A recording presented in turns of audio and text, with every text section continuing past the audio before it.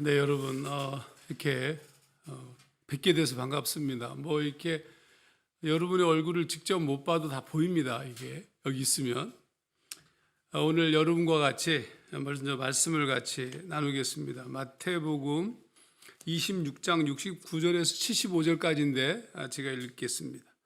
베드로가 바깥들에 앉았더니 한 여종이 나와 이르되 너도 갈릴리 사람 예수와 함께 있었도다 하거늘 베드로가 모든 사람 앞에서 부인하여 이르되 나는 네가 무슨 말을 하는지 알지 못하겠노라 하며 앞문까지 나아가니 다른 여종이 그를 보고 거기 있는 사람들에게 말하되 이 사람은 나사렛 예수와 함께 있었도다 하며 베드로가 맹세하고 또 부인하여 이르되 나는 그 사람을 알지 못하노라 하더라.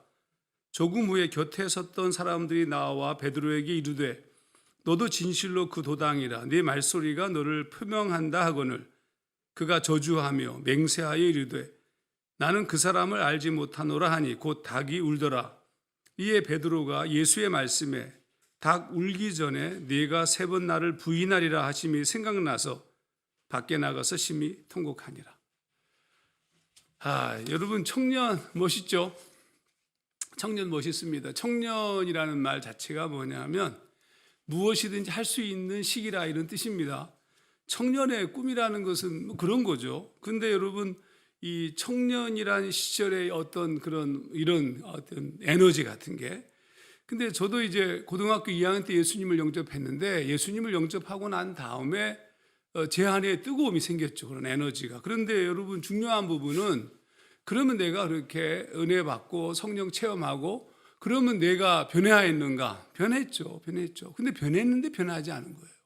이게 문제입니다. 여러분 우리가 이 시대의 청년들로 산다는 것은 변할 수 있는 가능성이 열렸다는 뜻이지만 동시에 변화를 지속해야 돼요.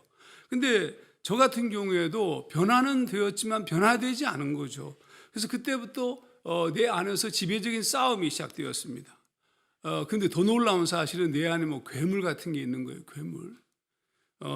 가이사랴 빌립보에서 베드로가 주를 그리스도라고 시인하면서 엄청난 극찬을 받았어요. 주님으로부터. 그러다가 이내 사탄아 내 뒤로 물러가라 이런 소리를 들었던 그 말씀을 여러분 기억하실 겁니다. 그러니까 지금 우리 내면에는 두 존재가 있다는 뜻이에요. 두 존재. 우리가 이 두 존재의 문제를 해결하지 않으면 이 시대에 하나님의 사람으로 제대로 쓰임받을 수 없어요. 그러니까 수없이 많은 청소년, 청년 집회에서 은혜 받고 변화되어지고 새로워졌다고 주장하는 수없이 많은 젊은이들이 청년이 되고 청장년이 되고 장년이 되면서 시들어버리고 무너진 거 우리가 엄청나게 많이 봤습니다. 한국 교회가 지금 위기 가운데 있다면 뭔가 문제가 있는 거죠. 저도 굉장히 절망적이었어요. 시간이 가면 갈수록 제가 저를 보는 거거든요. 야, 이렇게 살다가 하정환이라는 존재가 과연 이 세상에 쓸만한 존재가 될 수 있을까? 이 문제에 부딪혔어요. 그러던 어느 날 그렇게 이제 신학교 들어가고 그리고 전도사 생활하고 그럼 전도사가 되고 그러면 성화되고 거룩해지고 완벽해지는 줄 아십니까? 절대로 안 그래요, 여러분. 전도사 너무 믿지 마세요. 물론 목사도 그렇게 믿을 필요 없어요. 우리 주님만 믿어야지 딴 거 믿지 마세요. 그런데 제가 어느 날 매우 중요한 말씀을 읽게 되었습니다. 그게 로마서 7장 19절 20절 말씀입니다. 여러분도 다 아실 겁니다. 내가 원하는 바 선은 행하지 아니하고 도리어 원하지 아니하는 바 악을 행하는도다. 만일 내가 원치 아니하는 이것을 행하면 이를 행하는 자가 내가 아니오 내 속에 거하는 주니라. 도대체 이유가 뭘까? 그러니까 바울이 너무 반가웠어요. 왜냐하면 바울이 싸움한 것을 나에게 보여준 거거든요. 그게 엄청난 싸움이었습니다. 바울도 나와 함께 싸우고 있었다. 이 문제는 나의 문제만이 아니라 바울의 문제이고 이미 예수를 부정했던 베드로의 문제이고 또 수없이 많은 사람들의 문제라는 사실을 깨닫게 됐어요. 그러니까 내가 지금 비참해지지 않았다는 거죠. 뭔가 가능성이 있었어요. 그때부터 제가 바울을 굉장히 좋아해서 바울을 공부하기 시작했는데 바울이 그 문제의 이유를 에베소서 4장에서 설명합니다.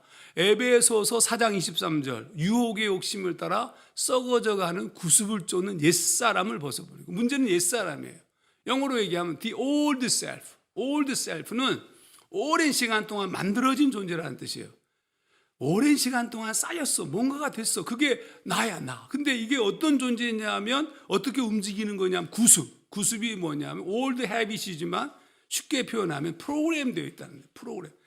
내가 만 60살인데 60살 동안 60년 동안 무엇인가에 의해서 내가 프로그램되어진 올드 셀프라는 거예요. 그러면 그 프로그램되어진 내용은 뭐냐? 유혹의 욕심이야. 내 안에는 소위 말하는 디자이어, 악한 욕망, 이 땅에서의 자기 연민, 자기 사랑, 자기 주장, 이런 내 욕망에 의해서 오랜 시간 동안 반복되어지다가 이게 프로그램처럼 굳어지고 그 굳어진 존재로서의 나라는 게 올드 셀프예요. 이게 문제인 거죠. 그러니까 이렇게 프로그램되어진 나, 이건 방법이 없어요. 방법이 없어요. 여러분, 술 끊기 어렵잖아요. 담배 끊기 어렵잖아요. 소위 무슨 인터넷 중독 끊기 어렵잖아요. 포르노 비디오 끊기 어렵잖아요. 무슨 왜 그러냐? 오랜 시간 동안 만들어져서 우리에게 프로그램처럼 우리 안에 이미 내성이 생겨서 그래요. 그러니까 신앙은 의지의 문제가 아니에요. 의지가 중요하지만 의지와 다짐으로 끝나는 게 아니에요. 그러니까 우리가 수련회 때 그렇게 막 울고 불고 옷 찢고 막 진짜 옷 찢는 친구 봤어. 제가 수련회 가면 옷을 막 찢어. 얘가 왜 그러냐 그랬더니 물론 여름이니까 이제 티셔츠니까 막 찢었지만 왜 그러냐고 자기를 찢어버리고 싶대요. 그래서 저도 같이 찢어줬어요. 여러분 이게 아니니까 그래 찢어주지 마. 그래서 내가 이미 자기가 찢은 걸 내가 찢은 거예요. 내가 먼저 찢은 게 아니고요. 근데 여러분 그 친구가 변했느냐? 안 변했어요. 여전히 싸우고 있어요. 이기지 못하는 거예요. 그러니까 우리의 지금 싸움은 지금 보통 싸움이 아니에요. 그러면 어떻게 이 문제를 해결할 수 있어요? 여러분에게 오늘 이 코로나 바이러스 이거 뭐 아무것도 아니고 가지고 이렇게 그러니까 이것보다 더 중요한 게 우리 내면이 오염되어지고 프로그램되어진 더 깊은 바이러스에 중독된 게 더 문제예요. 그럼 어떻게 이 문제를 해결할 수 있는가? 그런 나의 의지와 노력에 의해서가 아니라 이거는 오로지 모든 해결은 그리스도 예수에게서 옵니다. 그리스도 예수에게서. 이 로마의 감옥에서 빌립보서를 바울이 썼어요. 근데 여러분 그러면 빌립보서는 거의 바울의 마지막 3차 전도여행까지 끝난 마지막 말년에 쓰여진 책이란 말이에요. 그런데 거기에서 이런 말을 써요. 여러분 아시겠지만 나는 비천에 처할 줄도 알고 풍부에 처할 줄도 알아. 이런 말씀 아시죠? 풍부와 궁핍에도 일체의 비결을 배우노라. 그 다음에 여러분 잘 아시는 빌립보서 4장 13절 내게 능력 주시는 자 안에서 내가 모든 것을 할 수 있느니라. 이거 놀랍죠. 이게 여러분 너무 쉽게 무슨 할 수 있다 여기에만 초점이 맞춰졌는데 그게 아니고 주님이 우리에게 능력을 주신다는 거예요. 자 그러면 좀 더 쉽게 얘기하자면 우리가 이 프로그램 되어진 올드 셀프 이 싸움에서 어떻게 이길 수 있는가? 주님께서 주시는 능력으로만 이길 수 있다는 겁니다. 와 놀랍죠? 이거 놀라운 거예요. 주님이 우리에게 능력을 주신다는 거예요. 그런데 왜 나는 능력이 없는 것일까? 이제 여기 그럼 어떻게 우리가 주님이 주시는 능력을 누릴 수 있는 것일까? 이 얘기를 좀 해보겠습니다. 오늘 우리가 읽은 본문 말씀 마태복음 26장은 처참한 베드로의 모습이 기록되어진 부분입니다. 베드로가 예수를 멀찍이 쫓아갔어요. 베드로가 예수님께서 겟세마네 동산에서 체포당한 다음에 그 예수님을 멀찍이 쫓아가다가 소위 대제사장 가야바의 뜰에서 예수를 쫓는 베드로를 제자라는 사실을 알아본 거예요. 여종들이 알아보고 사람들이 알아봐요. 그러니까 알아볼 때마다 계속 부인하는 겁니다. 아니라고. 내가 아니라고. 그러다가 몇 번을 부인하다가 치명적인 상황을 만난 겁니다. 야, 네 갈릴리 사람, 네 말투를 들어보니까 등등등 완벽하게 예수의 제자라는 것이 드러났어요. 그때 26장 74절 그가 저주하며 맹세하여 이르되 나는 그 사람을 알지 못하노라 하니 곧 닭이 울더라. 여러분 이거는 있을 수가 없어요. 아니 그냥 멀찍이 쫓아갈 수도 있고 그 자리에 없을 수도 있어요. 그런데 이건 안 돼. 저주는 안 돼. 내가 모른다고 할 수 있어요. 여러분 그럼 저주가 무슨 여러분 아름다운 언어 아닙니다. 여러분 저주는 심각한 언어입니다. 여러분 이거 굉장히 중요합니다. 저주하며 맹세하였다. 그런데 이제 그러면 어떻게 우리가 이길 수 있을까? 그러니까 베드로가 3년 동안 예수를 쫓아다녔지만 예수를 쫓아다니면서 죽은 자를 살리고 물리로도 걷고 오병이어로 5,000명을 먹이고 엄청난 기적 다 체험했어요. 근데 우리가 몇 번의 수련회로 엄청난 체험을 했다 할지라도 베드로만큼 못 체험했어요. 베드로도 안 됐단 말이에요. 그럼 도대체 이 문제를 어떻게 해결할 수 있는가? 그 얘기를 좀 하고 마치고자 합니다. 우선 첫 번째 중요한 것은 뭐냐면 주님이 알고 계시다는 거예요. 와우, 놀랍죠? 여러분, 주님께서 다 알고 계셨어요. 베드로가 예수를 부인하고 저주할 거 다 알고 계셨어요. 미리 예언하셨어요. 닭이 2번 울기 전에 네가 3번 나를 부인할 것이다. 겟세마네 동산으로 올라갈 때 이미 얘기하셨어요. 주님이 다 알고 계시다. 이게 첫 번째 힘입니다. 뿐만 아니라 그래도 막 베드로가 자신 있게 막 소리를 지르니까 그때 예수님이 하신 누가복음 22장 31절 32절 시몬아 시몬아 보라 사탄이 너희를 밀가부르듯 하려고 요구하였으나 그러나 내가 너를 위하여 네 믿음이 떨어지지 않기를 기도하였노니 너는 돌이킨 후에 내 형제를 굳게 하라. 와, 우리를 위해서 그분께서 알고 계셨다는 거예요. 알고 계셨을 뿐만 아니라 두 번째 중요한 이유는 주님이 기도하셨다는 거예요. 알고 기도하셨어요. 지금 이 상황이 벌어질 것을 다 알고, 그래서 주님께서 뭐 하셨냐 하면 알고 계시다는 것이 중요하죠. 우리를 이해한다는 뜻입니다. 그래서 미리 주님께서 기도하셨단 말이에요. 미리 내 믿음이 그렇게 완전히 무너지고 사탄에 의해서 갈기갈기 찢겨질 때 그때 내 믿음이 떨어지지 않기를 내가 기도하였다. 그리고 언젠가 네가 돌이킬 텐데 돌이킨 후에 내 형제를 굳게 하기를 나는 기도하고 있었다, 이 얘기예요. 주님은 포기하지 않으셨다는 뜻입니다. 부인을 하든 저주를 하든 주님은 포기하신 적이 없어요, 여러분. 주님은 여러분들을 포기하시지 않습니다. 그때 주님께서 포기하지 않고 하신 것이 무엇이냐? 그게 기도입니다, 여러분. 그리고 우리의 미래를 기대하시고 너를 돌이킨 후에 내 형제를 굳게 하라, 그렇게 그분께서 기대하고 계셨다는 뜻입니다. 더 놀라운 사실 얘기할게요. 자, 주님이 알고 계시죠. 두 번째는 우리를 위해서 기도하셨어요. 세 번째 중요한 것은 뭐냐면 로마서 8장 34절 말씀을 안 읽을 수가 없는, 누가 정죄하려 죽으실 뿐 아니라 다시 살아나신 이는 그리스도 예수시니 그는 하나님 우편에 계신 자요 우리를 위하여 간구하시는 자신이라. 주님이 기도하신다는 것. 세 번째 중요한 것은 성령께서도 우리를 위해서 기도하신다는 것. 이와 같이 성령도 우리의 연약함을 아시나니 도우시나니 우리가 마땅히 기도할 바를 알지 못하나 오직 성령이 말할 수 없는 탄식으로 우리를 위하여 친히 간구하시느니라. 로마서 8장 26절. 성령께서도 기도하여 우리의 모든 처지, 우리가 무너지고 부서지고 깨지고 주님을 저주할 것까지 다 알고 계시고, 근데 그런 우리를 위해서 기도하고 계시고, 뿐만 아니라 지금도 하나님 보좌 우편에서 기도하시며 성령께서도 우리를 위해서 지금 기도하고 계시다는 거예요. 그럼 남은 게 한 가지밖에 없어요. 그건 뭐냐면 우리도 기도할 수 있다는 겁니다. 이길 수 있는 방법은 이거밖에 없어요. 여러분, 주님께서 겟세마네 동산으로 나아갈 때, 그리고 너희들 여기 잠깐 여기서 깨어 있어라 이렇게 요청하시고 기도하라고 하셨어요.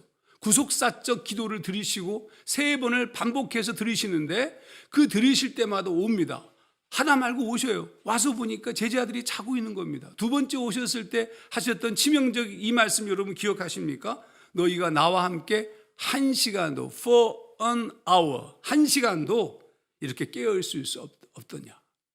여러분, 1시간도 깨어 있을 수 없다. 이거면 예수를 위하여서 기도하라 이런 뜻이 아니에요. 시험에 들지 않게 깨어 기도하라. 마음에는 원이로도 육신이 약하도다. 이 말씀을 통해서 알 수 있는 것은 기도가 그들이 시험에 들지 않고 이 싸움에서 이길 수 있는 방법이라는 것을 말씀하신 거예요. 그래서 주님이 기도하신 것이고 우리에게도 기도하라고 그러신 것이고 1시간도 깨어 있을 수 없더냐라고 말씀하셨어요. 오늘 우리에게 필요한 것도 그 뭐냐 하면 기도예요. 그러면 여러분, 도대체 기도가 무엇이길래 이 같은 힘이 있는 것인가?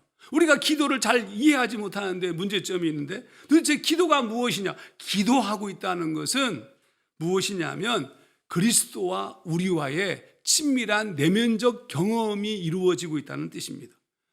내가 기도한다는 것은 하나님을 향해서 기도하는 것이고 예수 그리스도를 통하여서 기도하는 것인데, 기도할 때 성령을 통해서 우리가 그분과 영적인 친밀감을 경험하게 되는 겁니다. 이게.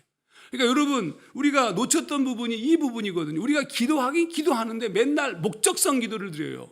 무엇을 해달라, 무엇이 이루어지게 해달라, 이런 것만 기도해요. 그게 아니고 뭘 구해야 되냐면 하나님을 구해야 되고 그리스도 예수를 구해야 된다고요. 주님께서 뭐라고 얘기하냐면 무엇을 먹을까, 무엇을 마실까, 무엇을 입을까 염려하지 말라. 이건 다 이방인들이 구하는 것이다. 이런 것들이 있어야 될 것을 하늘 아버지께서 다 하신다. 그러므로 너희는 먼저 그의 나라와 그의 의를 구하라. 이게 무슨 얘기냐? 그의 나라와 그의 의가 뭐예요 도대체? 여러분 그게 뭐냐? 하나님을 구하는 거예요. 예수 그리스도를 구하는 거예요. 내가 주님으로 충분합니다 이렇게 말하는 거예요. 제가 예전에 들었던 얘기 중에 이런 얘기가 있습니다. 어떤 딸내미가 그냥 이 아빠가 이렇게 아침에 출근할 때 어린 딸이 아빠 그냥 구두를 반짝반짝반짝하게 닦았어. 너무 예쁘게. 근데 반짝반짝하게 닦았는데 아버지가 출근하다 말고 야 얘가 얘한테 한 나이가 뭐 한 6, 7살밖에 안 되는데 뭐 이렇게 물어봐요. 야 뭐 해줄까? 아빠가 뭐 사다 줄까? 너 좋아하는 장난감이 뭔데? 이렇게 물어보는데 이 아이가 어떻게 하냐면 그냥 아버지의 다리를 꽉 잡으면서 이렇게 얘기하는 거예요. 저는 아버지만 있으면 돼요. 완전 아버지가 뻑갔어. 그렇죠? 거기 뭘 구하지 않아도 아버지가 다 알아서 갖다 줘요. 아버지면 된다는 거예요. 기도의 핵심은 어디에 있느냐 하면 주님이면 된다는 거예요. 하나님과 영적 깊은 교제를 통하여서 그분의 뜻을 알고 내 삶 속에 그것이 이루어지는 것이 진짜 기도라고요. 그러니까 기도의 방법을 바꾸시고 기도의 원형을 다시 찾으셔야 돼요. 무엇보다 하나님 나라와 의를 먼저 구하는. 자, 이제 말씀을 마치겠습니다. 한번 상상을 좀 해보죠. 베드로가 기도하는 사람이었다고 칩시다. 1시간 동안 깨어 기도할 수 있는 사람이었다고 칩시다. 그리고 주님과 깊은 친밀감을 가지고 그분이 주시는 빌립보서 4장 13절 말씀처럼 능력과 힘을 갖고 있었다고 칩시다, 여러분. 그럼 오늘 본문으로 다시 돌아가서 26장 73절에 베드로를 이렇게 얘기합니다. 너도 진실로 그 도당이라.